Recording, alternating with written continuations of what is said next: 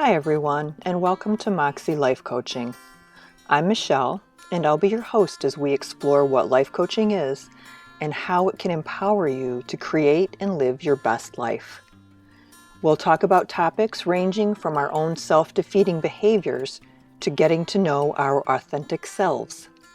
Together, we'll investigate a variety of self-coaching modalities and explore a wide range of topics relevant to getting the most out of the life that you are actively creating.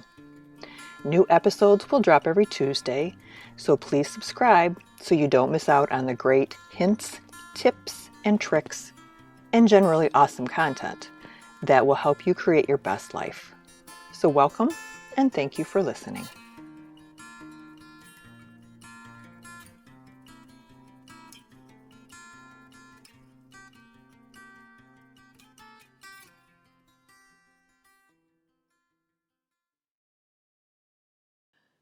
Hi, everyone, and welcome to another episode of the Moxxie Coaching Podcast. I'm really excited this week because this is the first podcast in which I will be actively teaching people how to at least have an introduction or dip their toe into self-coaching with the tarot. And I wanted to make a brief announcement as related to that. To let you know that there will be some workshops upcoming, and they will be focused on learning the tarot, learning how to use the tarot for self-coaching, and getting to know yourself better through tarot and numerology. So if you're interested in learning more about those classes when they come up, you can head over to the Moxxie Coaching website and subscribe to the newsletter. And then you will make sure to receive all of the new announcements about new classes and workshops and all of those good things. So I hope to see you there. And let's go ahead and get started with the goodies. Just a quick note for everyone out there. Please take what resonates for you and leave the rest. I recognize that this approach to the tarot is very different from what a lot of traditional tarot instructors would teach, and that's okay. But please just be aware that this will be an approach that resonates with some people. It will be an approach that does not resonate with others, and that's okay. Take what you can get out of it, leave the rest, and take it from there. There are a wide variety of ways to use the tarot for self-coaching. The method that we're going to be talking about today is the absolute most basic introductory method. And this method does not require you to have an understanding of the tarot card meanings. It honestly does not expect you to or require any sort of understanding of anything as related to tarot.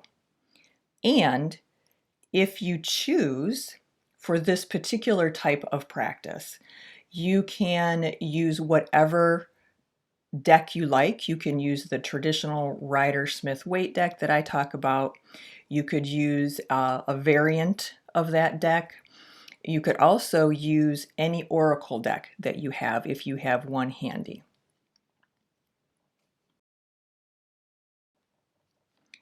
What I'm hoping to do today is to give you yet another tool for self-discovery. That is something that those of us who are interested in personal growth and personal development, coaching, improving ourselves, improving our lives, and whatnot, really benefit from having a toolbox of approaches to examining what's going on in our lives, what's going on with us personally, mentally, spiritually, or whatever. And the other goal, and this is kind of a fun one, I hope, is to basically, through this introductory podcast, And through the remainder of the podcasts and workshops that are related to the tarot and self-coaching is kind of a boil the frog approach, if that makes any sense. The tarot is intimidating to some people. There are 78 cards. Each card has its own unique meaning. There's a lot of symbolism. There's a lot of history. Each card, if you look at it, depending on how you read, you can read reversals, which would create another complete variation on the meaning of a particular card.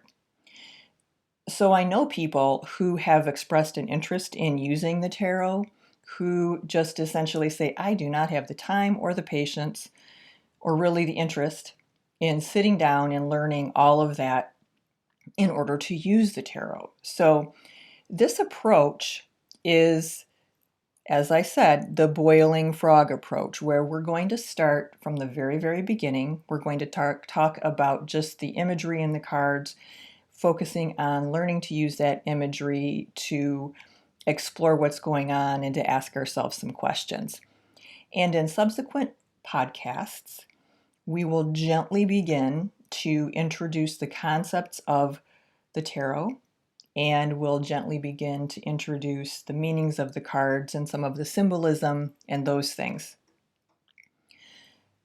And my goal is for you, if you choose, to learn to use the tarot for self-coaching and to use this slow and gentle method to get you up to the point, whatever point that is, where you feel comfortable using the tarot for self-coaching. And that's essentially, if you're not familiar with the boiling frog approach, the concept is to, essentially there's a frog and he's in a pot of water and he's happy and he's swimming around, and someone puts the pot of water on the stove and it starts to warm and eventually it boils. And then, of course, we know what happens to the frog. That's not going to happen to you. The concept is essentially that the frog boiled because the water was gently increasing in temperature. And before he realized it, he was in trouble. So let's make that a little bit more of a happy metaphor and look at it from the perspective of you are being gently immersed into the waters of the tarot. And eventually, slowly, I will be turning up the temperature and you will be able to gain access to the knowledge that you need for self-coaching through this gentle frog boiling approach.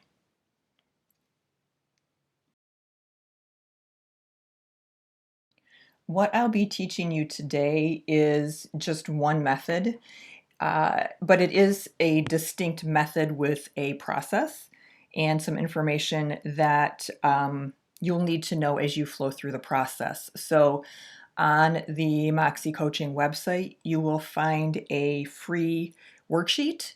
If you would like to go ahead and download that, you can use that worksheet as your note-taking opportunity, or you can use that worksheet when you get ready to start your own self-coaching, and you don't need to worry so much about taking detailed notes here within the context of this podcast. So that's at www.moxxiecoaching.com, Moxxie, and you'll find that under the resources tab under freebies. This exercise involves a variation on an extremely common, probably one of the most common tarot spreads, which is just essentially a 3-card spread. People assign cards within the spread different meanings depending upon what they're trying to achieve. Some people prescribe past, present, future. Some will prescribe, good option, better option, best option. Really, you can assign each card whatever meaning or whatever station, whatever that card is going to represent yourself. You don't need to have somebody else tell you what these cards represent. That's one of, I think, the biggest myths around tarot is people seem to be afraid that they're going to do it wrong. And in my experience, the best feedback I get is when I use tarot the way that it feels best to me, in a way that resonates the most, that feels like it's most connected to the spirit guides that I'm trying to access and that type of thing. So don't be concerned about I'm not doing it right, or I'm not labeling the spread right, or I'm not this or that. In fact, in this particular 3-card spread, there really are no card designations. And the reason I'm approaching it this way is because there is so much to learn within the tarot. To assign a card position, a particular designation, just complicates things. So, for example, in a past, present, future reading, you would need to look at the first card and interpret the meaning of the card as well as what that card means in the context of your past. So, this method is not that complicated, it's not that convoluted. It's far more about you dropping in, tapping in to your own inner self, your own subconscious, and allowing those things to speak to you through the cards.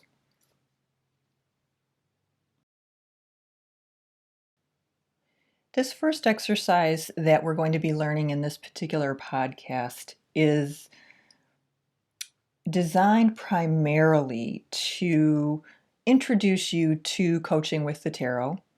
It's designed to introduce you to the cards, what they look like, what kind of vibe they have. And it's designed to introduce you to yourself, if that makes any sense. This exercise is one where you're going to be looking at the cards and making choices based on how you are feeling about a certain situation. And these cards that you choose ideally will help you work through a challenge or a conflict or something internal perhaps that you're working through. So let's go ahead and get started. The first thing you're going to want to do is literally just to sit down for a few minutes and do nothing. Let your heart rate come to a peaceful resting rate. Think happy thoughts. Maybe even just sit quietly with your eyes closed for 30 seconds or so, sort of mentally arriving at this activity. Okay, I'm here. Let's do it. Once you've arrived, once you have settled in, take 3 to 5 deep breaths. You're going to breathe in for 4, or a count of 4. So breathe in, 1, 2, 3, 4. You're going to hold for 4, 1, 2, 3, 4.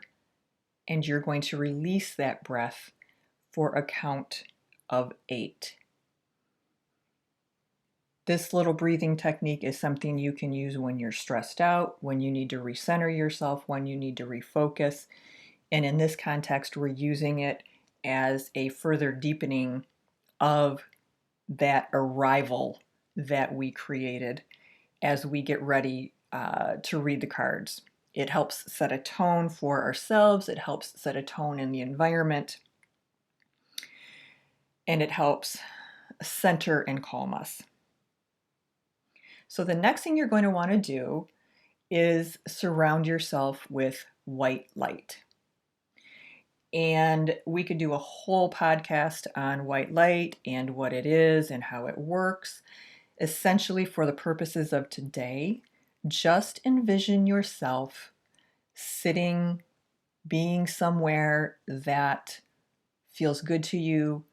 And in that place, you are surrounded by a protective, warm, glowing white light. As an aside, it doesn't have to be white. Choose whatever color, whatever resonates with you. If I'm having a particularly tough day, my white light becomes like a Teflon bubble. Nothing can get through. So work according to how you're feeling. And the purpose of it is really just to protect you from everybody else's stuff, everybody else's vibe, everybody else's energy, particularly if you are an empathetic person or an empathic person. Creating that white light around you actually just once a day is probably a good idea. But we do it here with the cards just as a further way of centering ourselves and creating protection from essentially whatever we might need to create protection from. And I don't want you to think that that's because tarot brings up scary things or is awful or any of those things. It's really just because you are opening yourself up a little bit more. And until you get more comfortable opening yourself up, try to make this a habit. Once it becomes a habit, you won't even think about it. But as you become more advanced in your reading and in your self-coaching, you may even come to enjoy that part of the ritual, which is just I'm valuable, I'm being protected, I'm being guided kind of energy. And then when you have yourself surrounded with that white light or whatever protective bubble mechanism you prefer, take just a minute to connect with whomever you connect with, whomever guides you, whether it's your personal guides, whether it is a saint. Perhaps you are Hindu, and there are a variety of gods that you call on to protect you. Doesn't matter what religion, what culture, what anything. Just invite those who are there and those who want to help you, who are just hanging out, waiting for an invitation. Invite them in, because having them there will guide you and it will help you get more out of the reading that you're going to be doing.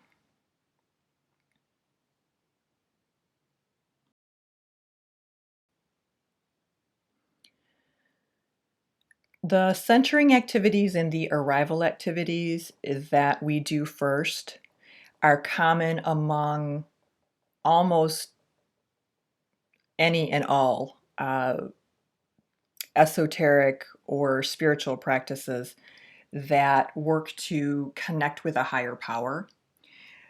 But that really is where the similarities to a traditional tarot reading end in this particular situation. As we move forward, we'll talk more about how to do a traditional reading, but for the purposes of today, remember this is just kind of a fun exercise to whet your appetite, get you used to working with your cards, and seeing what's possible. So the first thing you're going to do once you have completed your centering and your arrival is you are going to take your cards and you are going to put them face up on a table, on the floor, somewhere that you can smush the cards around, all the way around. Take your hands and rub them around, make a big old messy smoosh pile.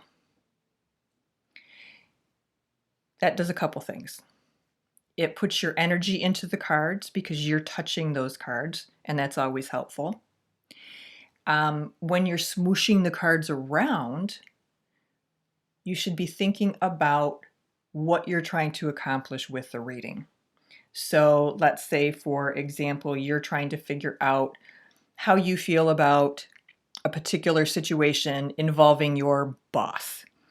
And so you're putting that energy into the cards. You are moving them around with your hands.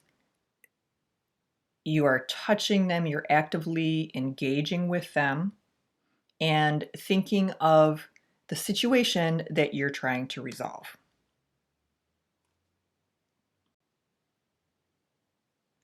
My recommendation for this reading and for any other reading you do is to write down your question. And I suggest it for two reasons. Number one, it forces you to be ultra clear about what you're trying to accomplish in your reading. And number two, sometimes when we get into the mode and we're into the reading, sometimes we can forget exactly how a question was worded or how an inquiry into the cards was worded. And the wording actually does make a pretty big difference. And again, we'll talk more about that when we get into the more traditional tarot readings.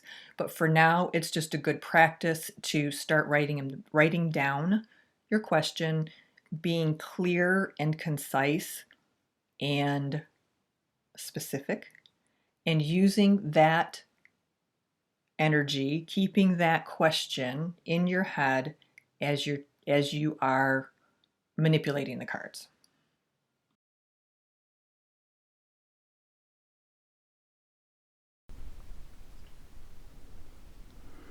You'll notice if you take a look at your worksheet that I leave a space for you to include a little bit of journaling about the cards that you have chosen.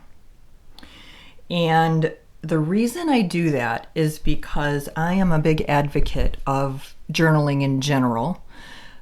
And I recognize that it's not always easy to be diligent and sit down every day and write something in your journal. And this is a good way to use that journaling practice. It's a good way to track your progress as a reader because you can see what cards you had, what you came up with for those cards, and so forth. And using the cards as a writing prompt of sorts is an excellent way to work through some of the emotions that we have in some of these interpersonal situations that we deal with. And since that is primarily what this particular reading is designed to help us flesh out, that's a great tool to use. So let's get started. We have a 3-card spread. The first card, after you have done your arriving and after you have done your centering yourself and your grounding and your white light and all of those things, you'll be able to choose your first card. And what I would like you to do is consider the question or the situation in your mind and think about how you are feeling at the moment you're doing the reading. The next card is a card that's going to illustrate your dominant feelings about the situation. And the third card is a card that you'll choose, or a set of cards that you'll choose, that illustrates how you would feel about the situation if you could resolve it the way you wanted to, and how can you resolve that situation, and what would that look like. The first 2 cards are a little bit confusing, just so we're clear. So we've got the here and now feelings, the feelings that we have as we're doing the reading. So let's say, for example, the reading that we're doing is a reading related to work, and we're frustrated with work and we don't really completely understand what's going on for us. So Our here and now feelings, we could be doing this reading on a Saturday or a Wednesday night. So our here and now feelings are related to what is going on in that moment. And that's just an effort to help us get a baseline for generally what's going on. The second card, the card that expresses the dominant feeling about the situation, is really much more related specifically to the situation that is being explored. And then, of course, the last one I think makes a fair amount of sense in that it's the card that, or cards that you will choose that will help you hopefully identify some solutions to how you're feeling. So let's do a case study. We're doing a case study, and we will say that, I don't know, what is her name? Her name is Sabrina. And Sabrina is frustrated about work. So she pulls out her tarot cards and she centers herself and she surrounds herself in white light, and she writes down that I'm feeling frustrated. I'm not enjoying work anymore. I don't understand exactly what's going on. What do I need to do to move myself forward? So she's written this question out. She is keeping this question in her mind as she is, I think this is the technical term, smooshing the cards around on the table. And she's looking at those cards and she's feeling into the images that she sees. And she looks down and she sees a card, and it's the Nine of Wands. The Nine of Wands, and there will be photos of these along with your worksheet, because I know this is a little bit tricky when you don't know the cards yourselves. The Nine of Wands is a man standing, holding a wand, and he's standing among his other 8 wands. And he has a bandage around his head, and he is looking warily, kind of like a little bit of side eye that he's giving someone. And that's the first card that Sabrina chooses, because that's the card that resonates with her. That's the card that illustrates pictorially how she's feeling at the moment. Whether she realizes it or not, whether she can articulate the feeling behind why she chose the image or not, does not matter at this point. She's just choosing the image. So, Tiffany's card number 1, I'm sorry, Sabrina's card number 1. The card that expresses her here and now feelings is the Nine of Wands, and we're setting that aside. So we would write the Nine of Wands in our worksheet, and we would move on to the next card. The next card Sabrina is going to pick is the one that expresses her dominant feelings about the situation. So she's looking through the cards and she's picking up different ones, and she's trying to decide which one really resonates with her, which one just looks like she feels. And she stumbles upon a card that's the Four of Cups. And in the Four of Cups, there is a young man sitting with his arms crossed and his legs crossed underneath a tree. There are 4 cups in the picture. 3 of them are sitting there basically waiting for him, and the other one is being held by an outstretched hand, and it's trying to hand this young man the cup.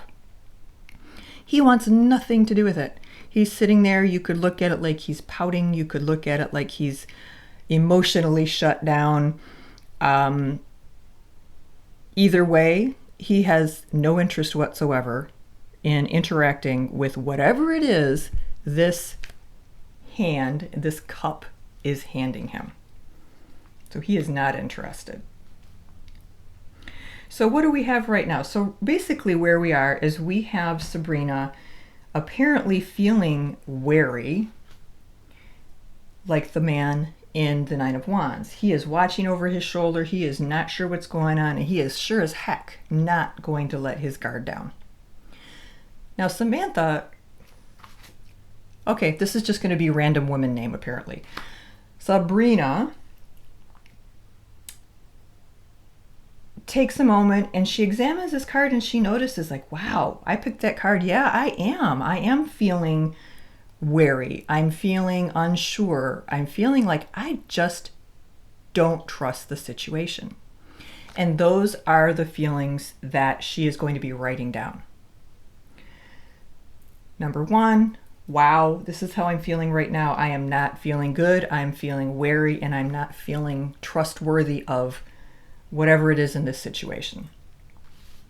What specifically is bothering her about this situation, about the actual situation itself, not her general feelings. She's feeling shut down. She could be writing things like, I'm feeling like I might want to quit. I don't want what's being offered to me in this setting, or I don't want what's offered to me in this situation, or I don't want to be a part of this. So she's used these two cards and she's kind of got a feel for it. It's like, okay, yeah, right. I am feeling very concerned. I'm very wary. And this is what is under the surface. This is what is niggling at my brain constantly. I'm dissatisfied. I'm not happy and whatnot. Now, Samantha, Sabrina, Tiffany, whatever, could stop there. But I would recommend that she moves further, that she continues to explore her feelings. And rather than leaving a single card, to create a stack of cards. And that stack of cards illustrates those emotions. So under card number 1, under how Tiffany is feeling here and now, she's got the Nine of Wands. And she looks and she's thinking, and then she looks down and she sees the Ten of Swords. And she sees that Ten of Swords and she notices that it's someone lying on their stomach with 10 swords sticking out of their back. Well, clearly, that's kind of a giveaway, right? She's feeling like she doesn't trust anyone. She's feeling like something's going on there, that someone has either stabbed her in the back, or someone does not have her best interest in heart. Someone does not have her best interest at heart in her place of employment. She looks around and she picks one last card for this card, how she's feeling now. And the card that pops out to her is the Eight of Swords. And that's a card of a woman standing blindfolded and bound among 8 sharp swords. And Sabrina says, yeah, I get this. I feel trapped. I feel like I have to watch my back all the time. I'm not sure if people at work have my best interest at heart. And I feel like I don't know, I can't see everything I need to see. That blindfold really resonates with me. And I also feel like if I could get this blindfold off, I can see right here that there are swords that I could cut these bindings with.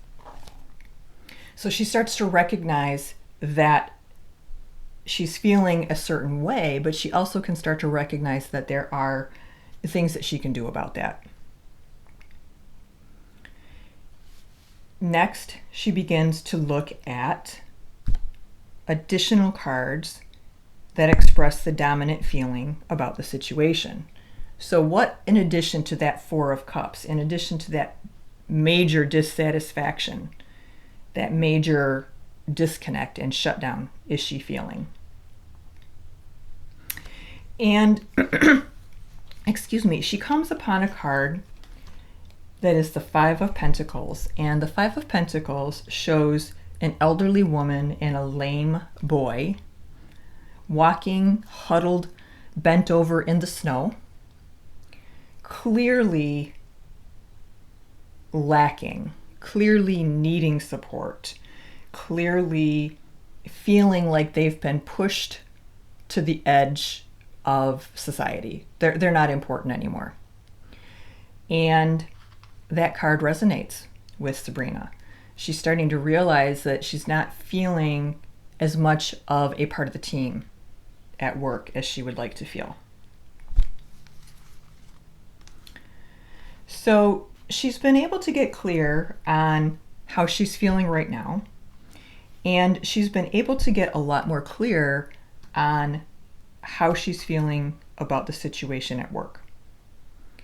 Ideally, Sabrina's going to be taking some time and journaling about these cards and explaining what it is about these cards that resonates with her for the purpose of addressing her here and now feelings and her dominant feelings about the situation. In my experience, when I journal about the cards that I choose for a reading, I am able to sort of go on autopilot and let whatever you want to call it, intuition, spirit guide, whatever's out there that is supporting me, can come through. If I write and just don't think about what I'm writing, if I just let it flow and don't judge it. And then I'm able to go back and usually glean something from what I've written that I may not have really tapped into just by doing the visual reading. So I really, really cannot stress enough how valuable it is to do the associated journaling work. And this is regardless of whether you're doing this very basic introductory type of reading or if you're moving forward and learning the different card meanings and that type of thing. So now that Sabrina is clear on how she is feeling and how work is making her feel or how she's feeling at work, she wants to choose a few cards that will help her get more clear about how she actually wants to feel. She's confused and she's conflicted. And so she's looking through the cards and she sees the Three of Cups. And the Three of Cups is a group of three women joyously reveling. They have their cups raised high. It looks like they've been working in some sort of horticultural thing. There are fruits and vegetables around their feet, and now they're celebrating. Maybe they're celebrating a great harvest. Maybe they're just girlfriends and they're celebrating a Friday night. Either way, it's a group of people coming together in a communal way. And that's something that Sabrina's starting to recognize is not there for her at work. That while maybe other people have those types of relationships at work, she's missing those types of relationships, and that's making her feel left out. And the last card, as she digs through, she sees a card with an angel on it. And the angel is very calmly pouring water from one chalice to another. And the card is a major arcana card called Temperance. And Sabrina looks at this card and she says, oh my gosh, this person looks so calm.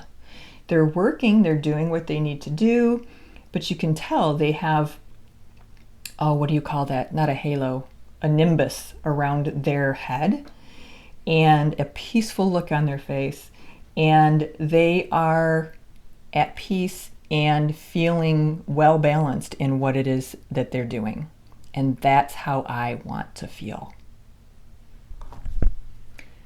And the last card, as Samantha, Tiffany, Sabrina, whatever, is looking through, the last one that she sees is the Two of Cups.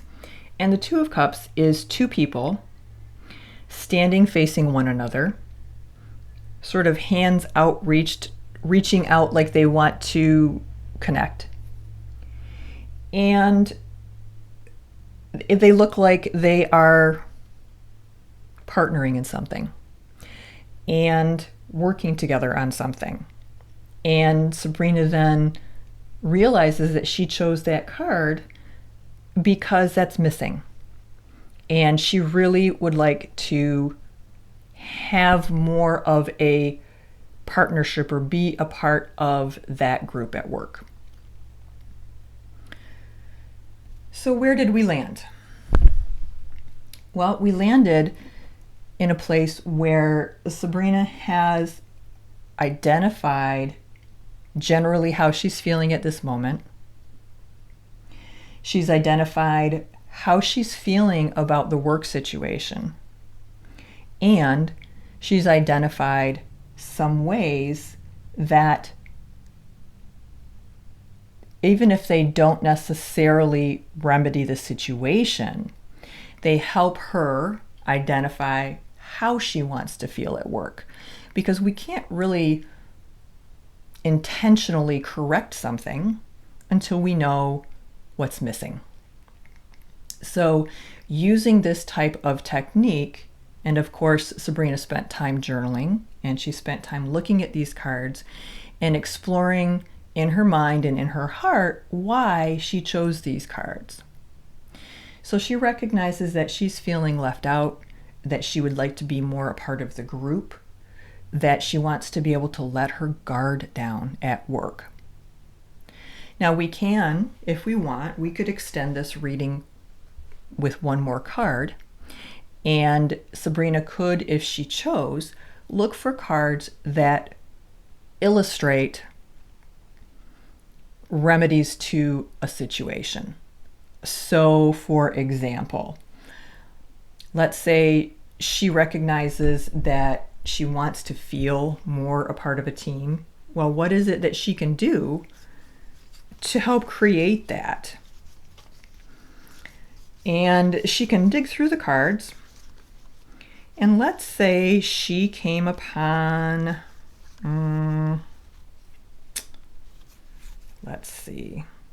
she came upon the Six of Wands.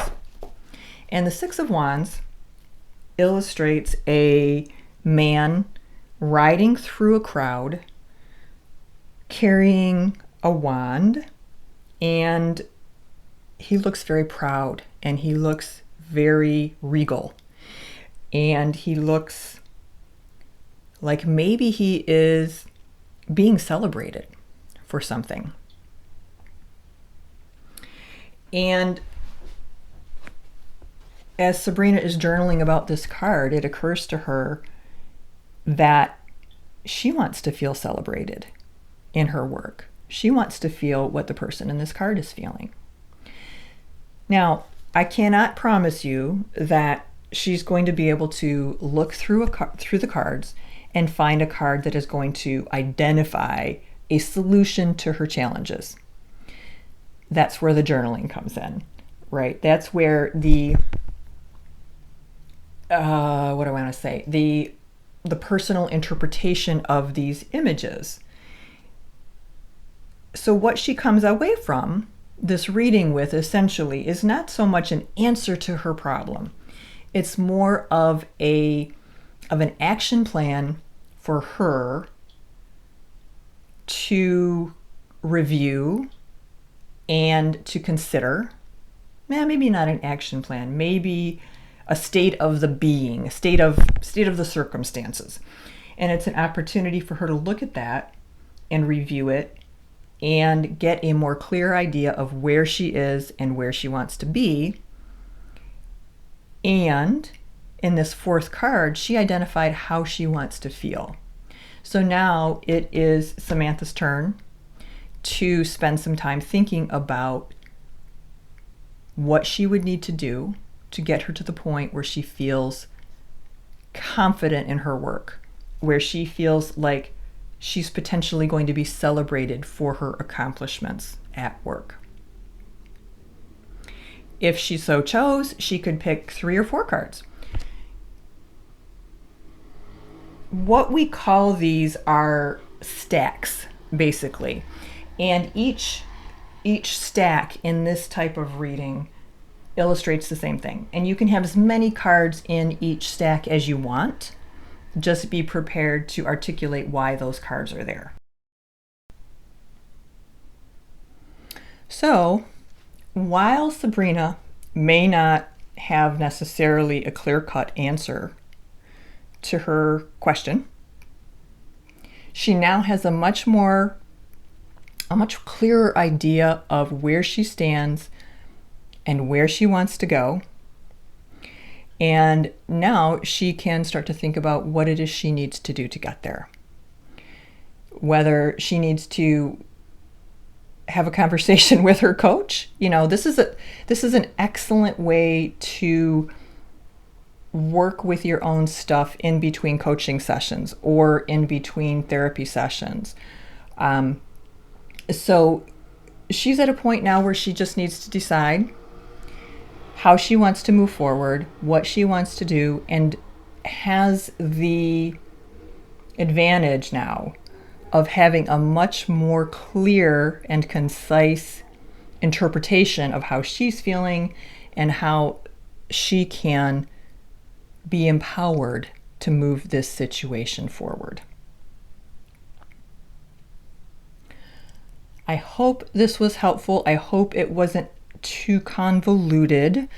I do believe that if you take a look at the associated worksheet, it will make a whole lot more sense because you'll have access to the photographs and everything that you need to really follow along with the reading as I spoke it. So that is our first in our series of self-coaching with the tarot. Please don't hesitate to drop a line if you have any questions, if you want some more clarification on how this process works.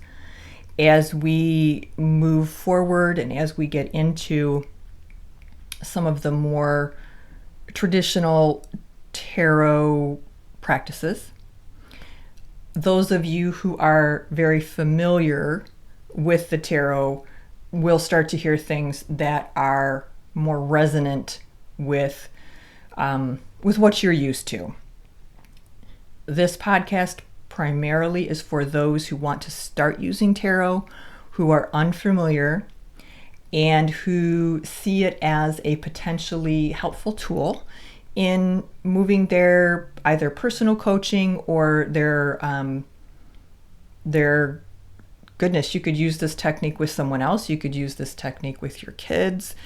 You could use it with anyone. So I hope that you found it helpful. Again, there will be information under the freebie section of the resources tab on the Moxxie Coaching Podcast website, www.moxxiecoaching.com. And if you have any questions, please reach out. I would be more than happy to answer them for you and see what we can do as we move forward in this self-coaching journey. Thank you so much for listening. I do greatly appreciate it. You guys are the reason I do this. I thoroughly enjoy it, and I really, really am hoping that I'm able to help support people in their efforts to support themselves. So thank you again. Be well, and I will talk to you soon. Bye-bye.